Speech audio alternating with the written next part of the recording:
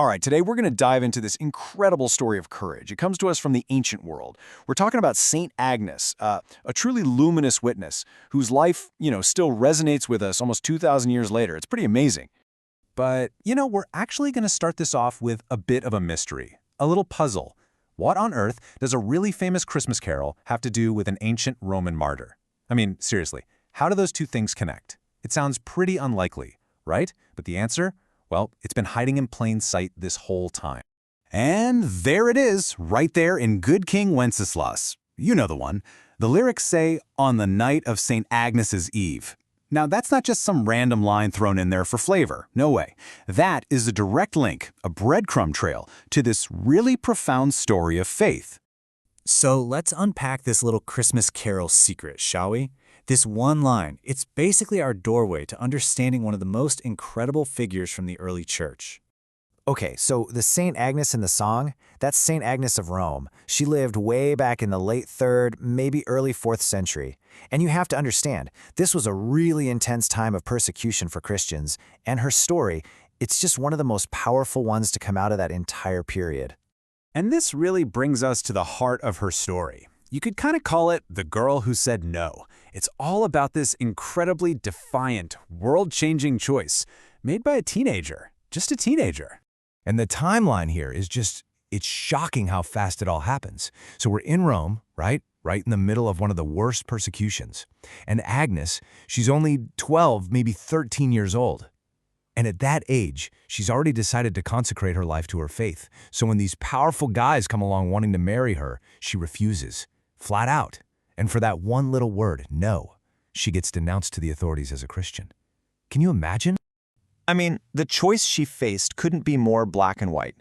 On one hand, you have everything the world could possibly offer her. A good life, marriage, safety, just fitting in. And on the other hand, her commitment to Christ, fidelity, courage, and, well, martyrdom. And she chose that second path, just like that, no hesitation. Now here's the really crucial thing to understand.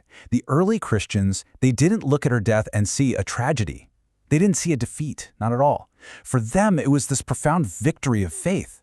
It was a moment that proved something absolutely essential about what they believed. And get this, her name, Agnes, is actually linked to the Greek word hagne.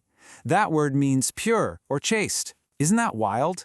It's one of those rare cases where a person's name just perfectly sums up who they are and what their legacy is all about. Her whole life was a witness to this pure, totally uncompromised integrity. And her influence was, wow, it was immediate and it was huge. I'm talking about the heavy hitters of the early church. Guys like St. Ambrose, St. Jerome, St. Augustine, they were all writing about her.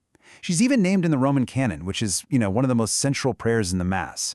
Her story just completely cemented this idea that holiness has nothing to do with how old you are or how powerful you are. It's all about the depth of your love and your faith. But her legacy doesn't stop there. It also gave us one of the most beautiful and enduring symbols in all of Christian art, in a tradition that, believe it or not, continues to this very day. And it's all centered around one single image, the Lamb. So here's a little tip for you. If you're ever in a museum or a church and you see a painting or a statue of a young female saint holding a lamb, chances are that's Saint Agnes. The lamb is just the perfect symbol for her, right? It speaks to her purity, her innocence, but it also points directly to Christ, the Lamb of God. And this is what I think is so cool. This ancient story isn't just a story. It's physically present in the church today. Every single year, on her feast day, January 21st, 2 little lambs are brought to a church in Rome to be blessed. And the wool from those lambs is used to make something called the pallia. It's a special vestment that archbishops get from the Pope. Think about that. It's a direct, physical, tangible link from St. Agnes's sacrifice all those centuries ago to the leadership of the church right now. So, okay, why are we talking so much about a teenager from the 4th century? Because her story is actually incredibly relevant. So let's really dig into why Agnes still matters today, and what her luminous witness can really teach us. Her life it's like a powerful counter-argument to so many of our modern ideas. First off, she shows that youth is absolutely no barrier to deep moral seriousness. She also teaches us that true freedom, well, it isn't just about doing whatever you want. It's about having the strength to be faithful to your commitments. Her dignity came from knowing exactly who she was, and her idea of love, it was all about self-gift and sacrifice. And maybe the most important lesson for us right now. She's this powerful reminder that being faithful, well, it often takes a ton of courage to stand up against social pressure.